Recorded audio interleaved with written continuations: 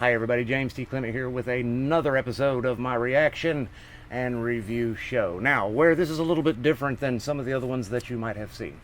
My personal background is as a narrative filmmaker for 38 years now, and I thought it would be interesting to look at these films through that prism. But I also thought it would be interesting if I didn't look at mainstream stuff, but rather look at the works of independent filmmakers such as myself who are not part of the Hollywood system and are relatively unknown.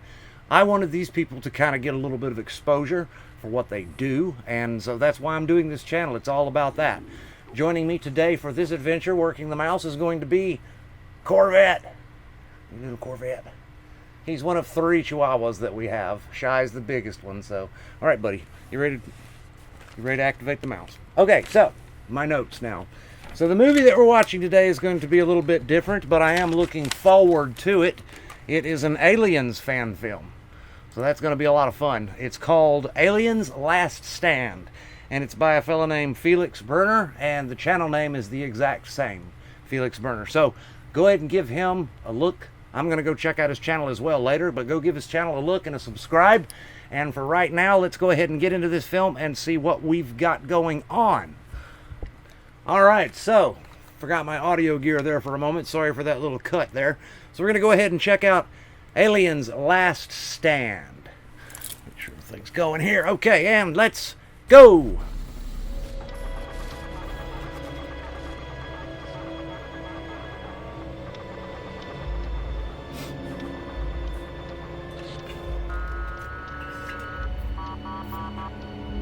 It's really annoying that people have to put all this copyright crap in. It's a fan film, guys. We shouldn't have to do all that. The German colonial marines. I hope that this music is not lifted out of other productions. I kind of got a little bit of a hit on my Inquisition video where the music was actually John Williams. I did not know that, so I'm hoping that this is not. I hope that this is something that you guys have come up with. So, this has been done for a long time, and it's nothing wrong with it. I personally don't like beginning credits where nothing's going on. Usually if I put beginning credits in my movie, then it'll be as stuff's going on. As a matter of fact, our latest film, SCP Keter, which I would recommend going to our channel and checking out as soon as you are finished watching this, there really aren't any credits at the beginning. I felt like it would just drag it all down. This is Sergeant Davis. We're under heavy attack. We need evac immediately. Okay, so we got a problem on a ship, obviously. We're located 446. It's away from Utania, Isaac. Yeah, that's music from the Alien series. I'm going to have to crank the volume way down here to avoid that problem. 1,700, 2,000, 2,100.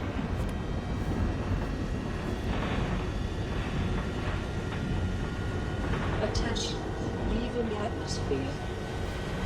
There's your ragtag group of folks. Warning, orbit reached. Looks like the dropship's flying off into space here. Costuming looks pretty good. I repeat, we need immediate help. Yeah, they're on the way, brother. They're on the way. We are activating the control mode in T-minus 20 seconds. Get ready. 55 rounds. Not carrying a whole lot of ammo there. Oh, I see what's going on. Yeah, okay, never mind. I thought they were going into space from the planet. They're not. I'm an idiot. Just ignore me. They're going into the ship.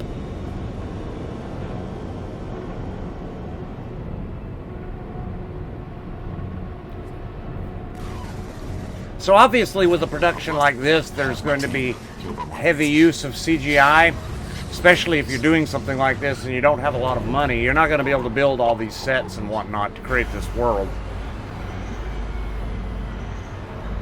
So I would actually expect that. I mean, I've done it myself before, actually, where your backgrounds, a lot of it is green screen or rear projection, something like that, there's nothing wrong with it. It just sometimes that's the way it's got to be. The animation that they do have is actually pretty good looking, though. Immediate help.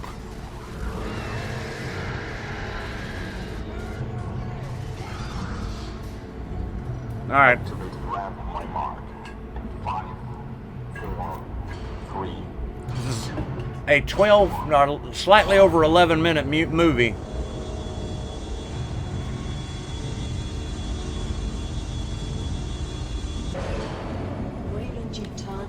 Okay, so I'm actually a former veteran from the U.S. Army, and one thing that stands out about what I just witnessed is it's obvious that these folks aren't military-minded at all.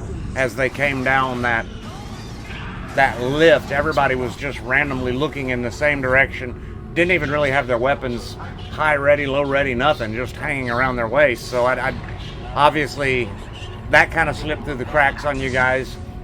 You know, I would say maybe next time you do something like this, try to at least get somebody there that can tell you, you know, just the basics of military formation and whatnot.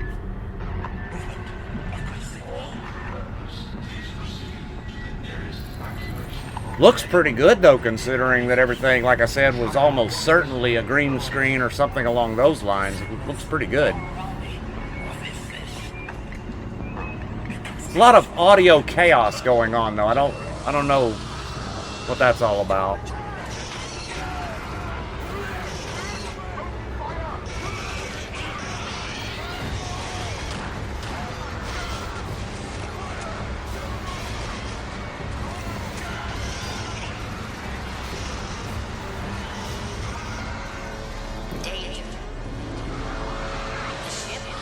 Costuming is great, by the way.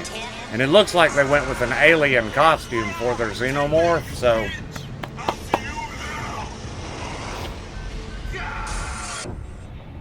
Uh-oh.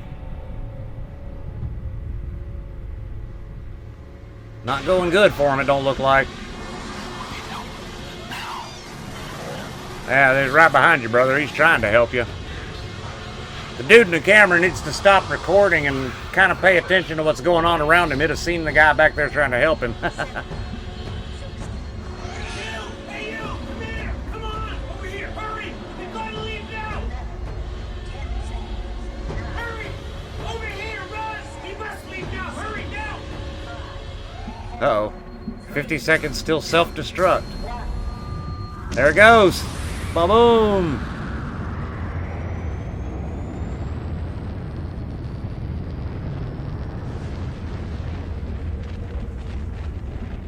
I hate when my ship blows up out from under me. Yeehaw! We made it! Oh my gosh! It's unbelievable! We made it!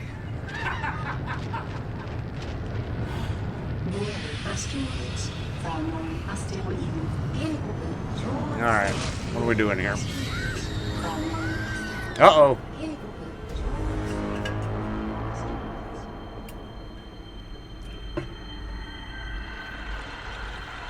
Alright. So the guy, if you didn't see that, because it's awful small, had a little chest burster come out. This is Christine Baker, captain of the USS Icarus. We've got a high priority order to start an immediate rescue mission. The company received a distress call near Alright, so... L446, the USS Utoma. I'm not sure if what we just saw was what's ultimately going to be the climax, and now we're building up to it. I'm not sure. We'll see. All efforts to contact the ship have failed.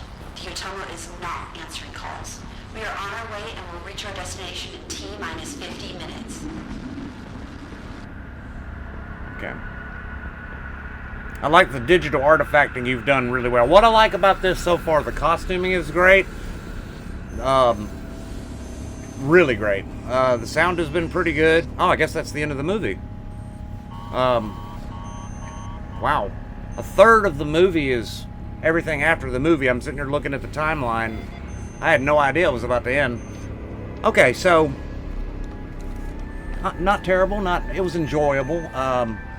What I would say, Felix, is if you do something like this again, give a lot of thought to seeing if there is a way that you can make your action scenes a little more intense.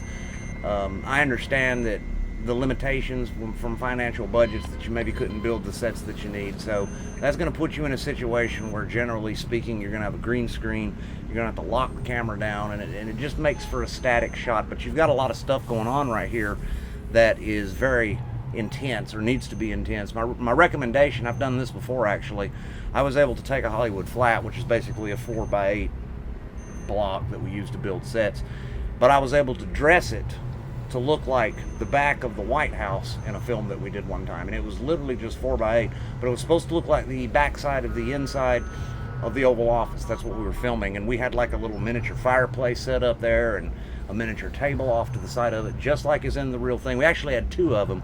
One was the wall, and then the other one came up at an angle so that we could create the roof and that kind of backlighting that they got coming from around the rim. So where this could come in handy for you, obviously close-ups at this point are what you're going to be doing. So you're going to have a situation where major parts of their ship are destroyed. There's extensive damage to the hull. you're going to have a situation where, because you're close up, the 4x8 no longer is a problem. Like if you think of this window that's right behind me, you can't see the edges of it, and it's not even 4x8. So you could take that 4x8 and create some miniature parts to it to make it look like a wall off in the background, throw off your depth of field a little bit to make it blurry here or there, maybe throw a light in it or something like that.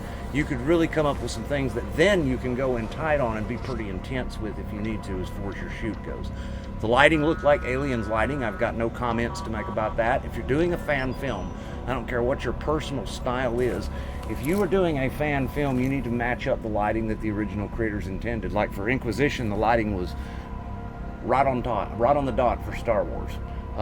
It's exactly what I would have done had I done that film, because again, if you're doing a fan film, I think you do need to go with whatever the original creators came up with.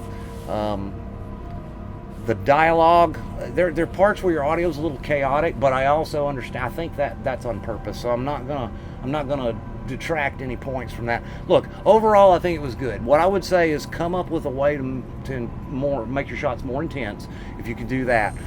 The idea that I just gave you about the 4x8 flat or whatever is one way that you could possibly do that. I do understand that if you're doing a green screen, it's going to be really hard to, do anything that's too intense.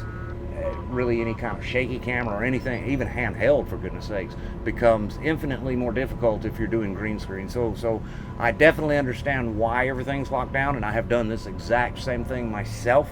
I bring it up now because things that I would do different if I had to go back and do those things again, I'm sharing with you right now. And then the other thing is the military advisor of some kind. I don't get the impression at any point as I'm watching these guys on screen that they have any clue what they're doing militarily wise, and that's really super obvious to me as a veteran. I think that other people would look at it and maybe ignore it, or maybe just feel like something's off. Again, no big deal. Just find somebody that knows a little bit about the military and can apply it to your Colonial Marines in this. Your green screens and your CGI, I think, looked really good. I would love to see you carry this to the next level and do something, just push it a little bit further and a little bit further. But as far as cranking up the intensity of what you're doing, that would be my main suggestion. And the 4x8 flat directly behind the actor held up by C-stands is a way that you can do that. There's 1,000 things you can do.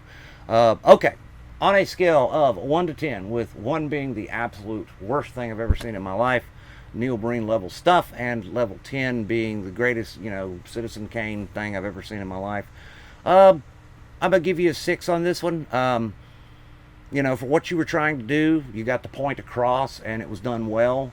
Any hits that you take are going to come from some of those items that we talked about. Not the end of the world. And I'm a little bit of a hard ass on my 1 to 10 score anyway. I really need to reassess it, to be honest with you. I enjoyed it, guys. So I would suggest going and checking out Aliens Last Stand on Felix Berner's website. Obviously he and his crew worked very, very hard on this. And so yeah, let's go show him some love. All right, guys. Well, thank you very much for watching, and we'll talk to you later.